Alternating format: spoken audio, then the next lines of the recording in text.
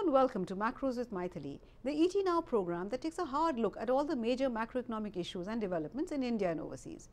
In this edition, we're going to take a hard look at what is perhaps the most important macroeconomic event near term, presentation of the interim budget on 1st of February 2019. Unlike previous years, much of the hype surrounding the budget is missing this time round, partly because it is, as I said, only an interim budget. So following convention, no tax changes are really expected. Well, that was the position until the FM set the cat among the pigeons with a statement last week that while he is conscious of the conventions, the larger interest of the nation dictates what will be part of the interim budget. And this has opened up a host of possibilities, including tweaking the tax regime other than GST that is now the remit of the GST Council. Government is also likely to use the occasion to showcase its economic performance and present perhaps a laundry list of what it intends to do if voted back to office, a de facto election manifesto, if you will. So in this edition of Macros with Mythili, we're going to take a look at the various possible scenarios. And since any budget must always be seen from the perspective of the overall health of the economy, we're going to try and draw up a macroeconomic health card. So at come the 1st of February, our viewers will be able to make a more informed assessment both of the state of the economy and the challenges that lie ahead. And to help me do that, I have with me two of the best observers in India's macroeconomy. So let me welcome to the show Montek Singh Ahluwalia, former Deputy Chairman of the Planning Commission and one of the key members of the original reform team under Narasimha Rao, and veteran journalist and former editor, Economic Times, Swaminathan Iyer, whose Swanomics column is one of the most popular economic columns to date. So let me start by asking both of you in turn, how should we look at the forthcoming interim budget, particularly in the light of the FM statement quoted above? Agreed, no budget really has the ability to dramatically alter outcomes, economic or political, regardless of what newspaper headlines might say. But even so, how interim is the interim budget? Is the government of the day at best confined to announcing its intentions in case it is re-elected? Because anything announced in the interim budget can easily be overturned by a subsequent government, even if the finance bill is passed by Parliament. So let me start with you, Montek. Well, I would go with the convention. I mean, there is a good reason why the interim budget is not meant to lay out new things. I mean, the government has had 4 years or 5 years to do that. To do it in the last 2 weeks, to my mind, makes no sense at all. And secondly, I mean, you're doing it for the next year. And in a way, even the parliament that is passing it will not be around when more or less by the time the year begins. So the proper thing to do is to present a very boring interim budget, but certainly government should say what it has done, highlight what it thinks are its achievements, hopefully also point out what are not so good things, and maybe indicate what it wants to do. But actual proposals in an interim budget doesn't make sense. Swami, do you agree with Montek? And in hindsight, would you say that the government's decision to advance the presentation of the budget to the 1st of February rather than 28th Feb as earlier might in fact work to its advantage? Because welfare announcements that are typically part of the budget could come into play well before the model code of conduct kicks in, especially if the budget is passed before the budget session ends. Swami? Whatever happens, whether you call it interim or final, whether or not you pass the finance bill or only have a vote on account, the impact is exactly the same. Because you will have another budget in July. Regardless. So whatever the terminology, the reality is that anything done is stopgap, temporary, not to be taken too seriously. And when I say not to be taken too seriously, that's the whole point. Every interim budget is an election budget. It will be an occasion for grandstanding, of pouring your heart out and saying, look at me, my heart bleeds for you, for you, for you, you must vote for me, you must vote for me. It's a time for promises. I remember Jaswant Singh promised one fund, another fund. Somebody said you left them out. Oh, he said, I'll give a fund for them too. The interim budget, as I said, when I first joined journalism, the Rajinder Puri thing, a politician in a hospital, says, election fever. And he says, I hope I didn't promise anything while I was in delirium. And you know, there are sophisticated and unsophisticated ways of doing it. But an election budget and interim budget is one way of promising all kinds of things. You are not held. You don't have to have firm figures. It can be statements of intention of what a great and good person you are. You can mention a large number of schemes. You don't have to have specific allocations. You just have to try and persuade people that, you know, all the stuff I didn't manage to do in the last 5 I will years, definitely do it next time. re-elect me and I will do it. And unfortunately, we seldom hold them to account later. That is the sad part. But Montek, following the launch of GST, the union government's mandate, at least on the tax fund, is now restricted to customs duties and direct taxes. So would it be correct to say that the union budget, whether interim or even full term, is now much less important than in the past, especially since devolution of states has increased following the recommendations of the 14th Finance Commission, and now capital expenditure by all the states put together far exceeds that of the union? Montek? No, I think union budgets do matter, but there's no doubt that the states have become very important. Okay. And I think, you know, the budget, when it's a proper budget, it becomes a full statement of what you're going to do in the year. Okay. It enables a sensible discussion to take place. If there are contradictions in your policy, that will be brought out. So I don't think the budget doesn't matter. Okay. But an interim budget, I mean, quite honestly, as Swami said. says, I mean, it'll be whatever the finance minister wants to make it. And if people don't take it very seriously, I wouldn't blame them. Swami, if I remember right, you were always of the view that in India we attach far too much importance to the union budget. Would you agree that this is even more true today than in the past? Or can budgets make a difference? Yes. I mean, I saw Sanjeev Bajaj's remark in the newspapers today saying, you may not believe it, but for the last 28 years, I've never watched the budget. To spend That's very bad for TV channels, Swami. Please don't say that again. No, he said, is it more important to spend 4 hours listening to this or to try and produce some more stuff? Okay. And I would rather produce some more stuff than do that. And yet, as you see, at the end of it all, if you ask these guys, what's your opinion of the budget? They'll all say 8 out of 10 because no businessman dares criticize the budget for fear of adverse consequences. So as you can see, even those who spend 4 hours on watching it will not, at the end of it all, actually let on as to What the they really immediate thought impact of is. it. So I said, you know, there's a limit to, therefore, to the impact even of normal budgets. And that would apply even more to this. I remember there was a time when, for preparation for a budget in the Economic Times, we would be planning story after story for 1 month, sector by sector, area by area. I mean, that's how important it seemed to be. Now, you know, it's more interesting to talk about Hardik Pandya and Rahul. That is very true, but it's good in a way that the importance of government is coming down to that, if it reflects, if it's a reflection of that. Yes, I mean, it is a sign of a mature economy that, you know, budgets are boring. Only in a crisis should budgets be occasions for really radical surgery. Otherwise, the whole idea should be predictability, should be stability. The worst thing that you can do in a country is to have constant changes of policy. Constant, you know, there's too much of that already. And if there's too much of that already outside the budget, the last thing we need is more of it in the budget. Montek, a substantial part of every FM's budget speech is devoted to describing his government's achievements, often in painful detail. An interim budget is the last one before the general elections. So typically, FM see it as an opportunity to present a rosy, quote-unquote, scorecard of the government's term in office. This budget speech is unlikely to be any different. Sure, the present government came to power at a time when India was part of the Fragile Five, and today, thanks to some luck, particularly on the oil front, the position is very different. But as an impartial observer, what is your assessment? Can we truly look at the economy as being in the pink of health, on the cusp of recovery, or still in the dumps? Montek?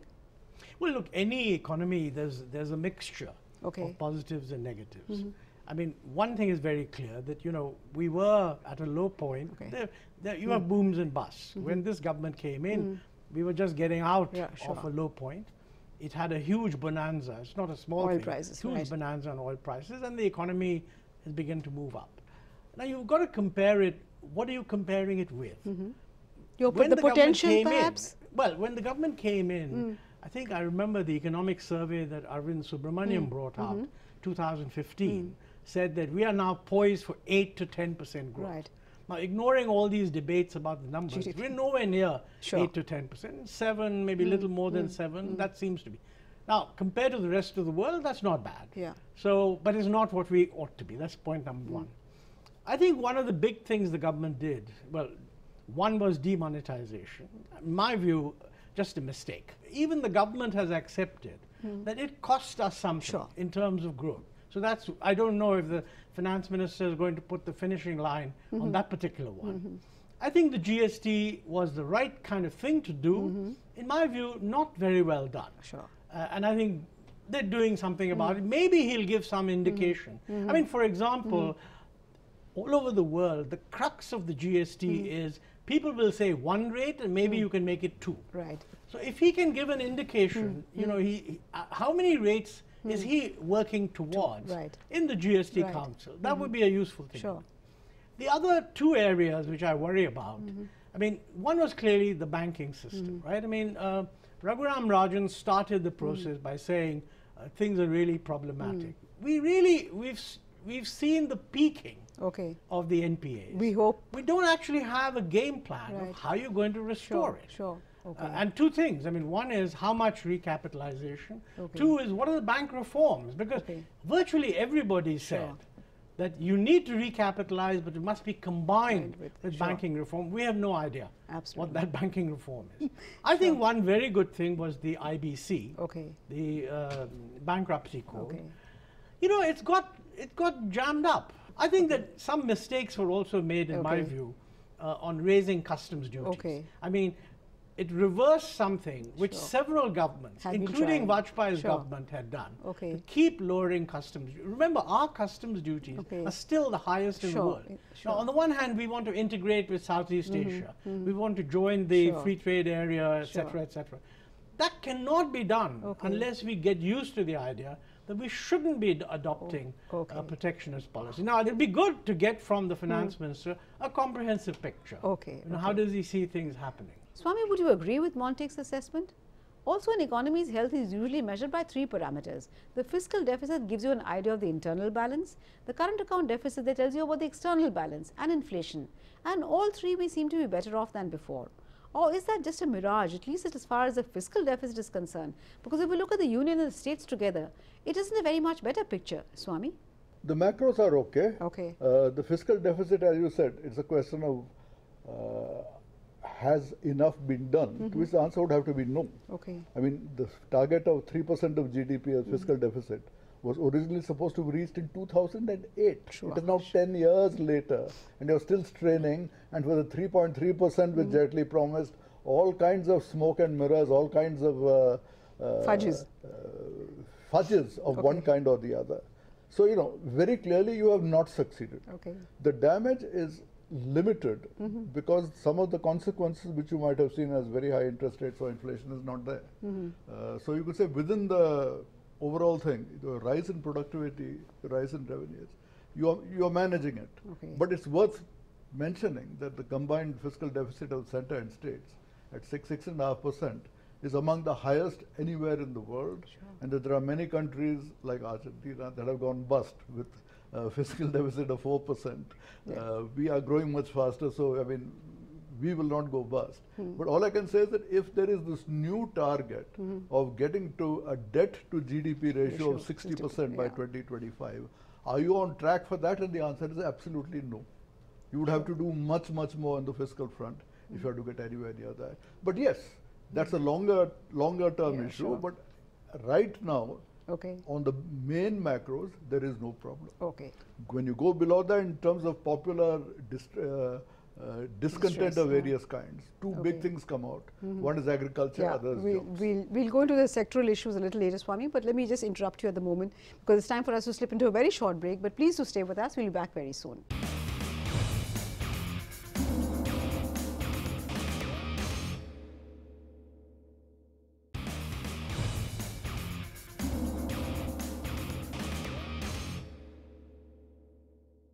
Welcome back. You're watching Macros with Mythili, and I'm in discussion with two stalwarts, Montague Singh Ahluwalia and Swaminathan Iyer, on the interim budget, particularly in light of the health of the economy, the macroeconomy as on date. Montague, whatever one might say about the health of the economy, broadly Swami said the macros are okay, but it's hard to deny that there are storm clouds gathering externally and on the internal front. Which of these do you think is more worrisome and why? Well, I think they're both problematic, but you know, on the internal front, as I think Swami said, the fiscal deficit is more than twice what it is in other countries. Because we've been growing faster, this has been sort of forgiven. The other really big problem people are now asking is that there's too much fiddling with the numbers, in the sense that people ask the question, what's the real fiscal deficit? And you know, this is why it had been suggested by the N.K. Singh committee that we should set up a fiscal council. Okay. And this is not just India. I mean, all around the world, when governments get into trouble, their ability to fiddle the budget numbers is very high. And the idea of having an independent fiscal council that would actually certify that, yes, these are the real numbers and there are no hidden bits, this would be very helpful. I think that's one. Okay. The other thing is, frankly, on the external front, I mean, we are having another reprieve because oil prices have gone down, and I don't think people expect them to shoot up. But, looking further ahead, I mean, the export performance is pretty poor and has been poor for quite some time. Do the trade wars worry you? No, the trade wars certainly worry not just me, but the whole world. But I don't think our problem is due to the trade wars. I mean, Bangladesh is doing better than we are. Vietnam is doing better than we are. So I think we ought to take a look at ourselves. The fact is, we're not on track for actually becoming competitive as an exporter. And there's no reason why we can't, because I think most people recognize that we have the capacity to generate good quality product. So somebody should seriously look at what the constraints are.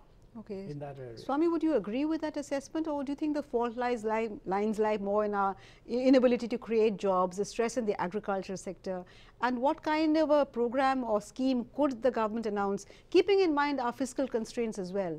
When you mentioned at the very beginning, Finance Minister saying, I might do something which is not conventional. That something might well be that he'll say, I am going to work towards a universal basic income, and the first step is going to be that for rural areas, I'm going to have this cash transfer scheme. That cash transfer scheme may have some elements of the Raitu Bandhu in Telangana or the Kalia program in Odisha. Basically, trying to say that this will not be for all. You can't afford that. But we will try to have it for the small farmer, for the needy, for the landless laborer, for the small manufacturer in the rural areas. So, an attempt to have a cash transfer, if it is a modest sum of money, and if they say that this is something to which the states will also have to contribute, right? As in the case of Ayushman Bharat, then, I mean, it is certainly possible to put forward such a scheme.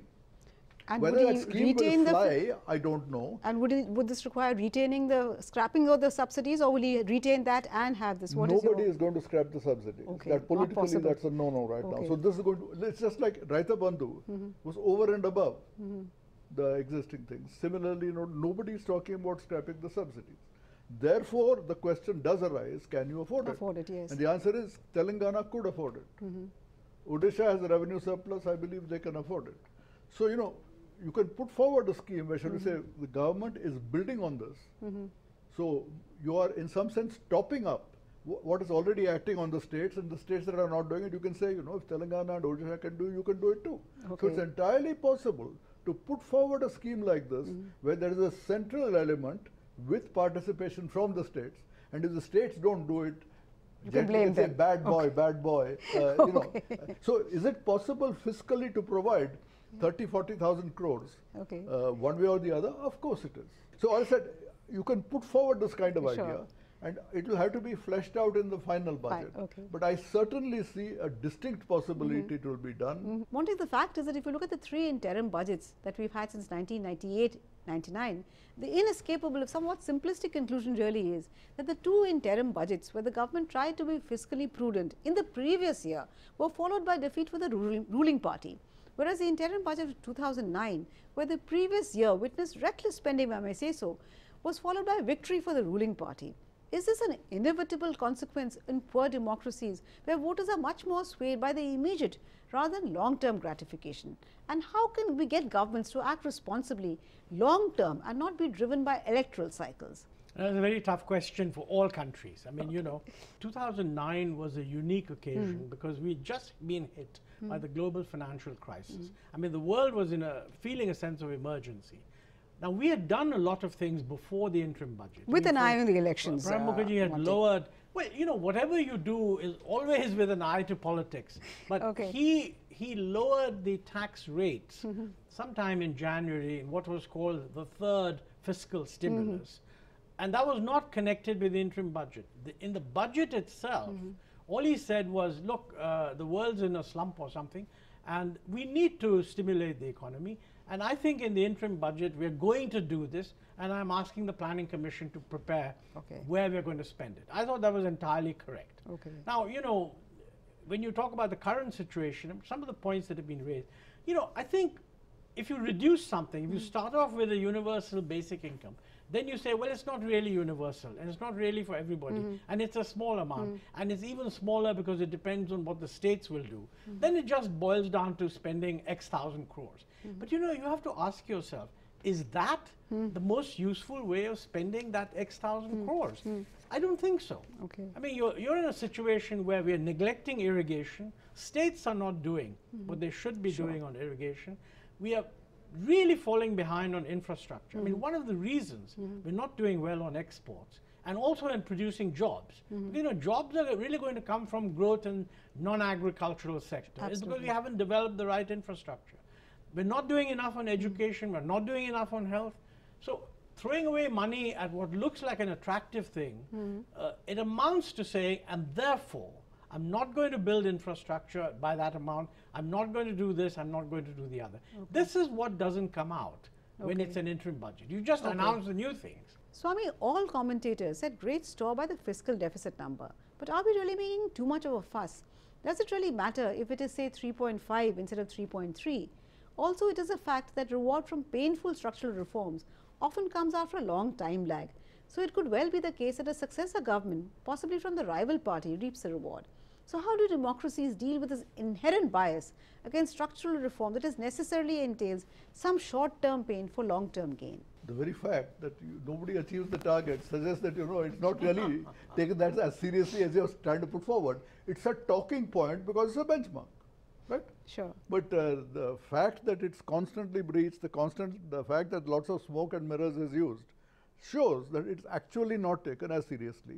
Plus, when you see that despite the fact that it's not being taken so seriously, billions of dollars of foreign investment keep coming in, everybody understands that you don't have to be worry about every decimal point on the fiscal deficit.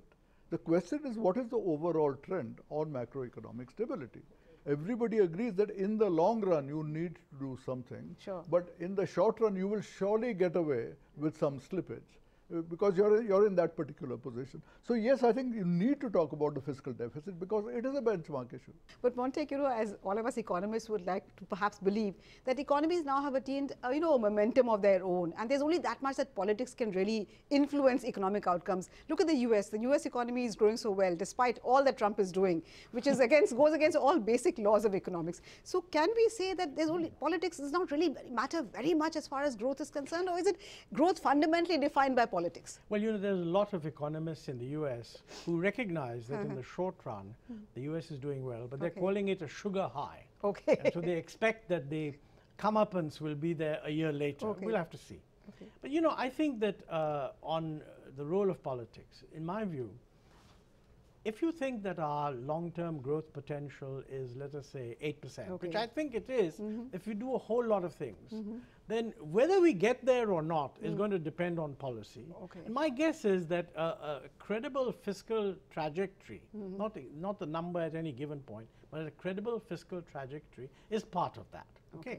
But bad policy can do humongous bits of damage. So never make the assumption that policy doesn't matter. My guess would be that the ability of policy to deliver good results is modest and maybe even more modest than people think in the short run. And this policy is dictated by politics. To wreck things is enormous. And this policy is dictated by politics, not really economics. Regrettably, it is dictated by politics, but that's what makes the test of a good government. How is it able to translate sensible economics into saleable politics? Would you agree, Swami, with that assessment? And is it how easy is it to do it in a poor country where people are really looking at immediate gains? No, in the first place, that itself is part of the policy making, the trade-off between short-term and long-run. I mean, when you look at the election debate, you will discover that it would appear that the only two things that matter are freebies and reservations. I mean, these two things dominate the debate as to who is the better or worse party over any long-term thing. Partly also, you know, something like education. I mean, to me, this is the biggest problem in India. And this is true at every state level. right? It's not just a central problem. True. Because education ultimately, if your schools are in such bad shape and universities, it is fundamentally a state government problem of all kinds of parties, True. regional and national. And if you don't take any seriousness about this, it is because the politician will tell you that I don't get a huge demand for improving the quality of education from the voters. Okay. The rate of return on investing on education is a rate over which you will get a returns after 10, 12 years. So will you be dominated by somewhere where the returns are within a few months or after 10 years? So at the end of it, I would say the middle class, depending on university education and so on, has been more vocal. Okay. And to some extent, I would say, therefore, our higher education is better than our primary education. That's true. That doesn't say that much for the higher education, but I would still say, in response to the demand, yes, there is something more there. True. But truly in the rural areas, between a fertilizer subsidy, between the cash this, a cash that, a loan waiver, and saying, you know, we will have a somewhat better school system or have 2 teachers instead of 1. I think you will definitely find the immediate freebies. There's a thing that, you know, for poor people, the real interest rate is extremely high. Right, the discount rate is very high. Right. So if your discount rate is 33%, True. the future does not exist beyond 3 years. So if the future does not exist beyond 3 years, why will you worry about long-term issues like infrastructure, education? Very true. Give me the freebie. That's true, but there's a very sad commentary on state of affairs in India, but I'm afraid we've run out of time completely. So let me end by thanking both of you, Montek and Swami, for joining this very lively discussion. Let's see what the FM pulls out of his hat on the 1st of February. And needless to say, we'll be back once again with yet another edition of Macros with Mythili. Till then, it's thank you and goodbye from all of us at ET Now.